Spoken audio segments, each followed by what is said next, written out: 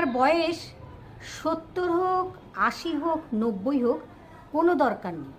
খুব প্রয়োজনীয় একটি মাত্র প্রাণায়াম প্রতিদিন সকালবেলায় ঘুম থেকে উঠে এক গ্লাস জল খেয়ে করবেন। আপনি সারাটা দিন ভালো থাকবেন।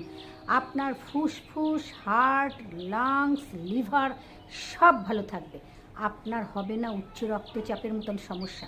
দেখে নিন, ধ্যান মুদ্রা ধরবেন, কোমর সোজা চেয়ারে বসে শ্বাস নেবেন আর শ্বাসকে ছাড়বেন। দেখে নিন।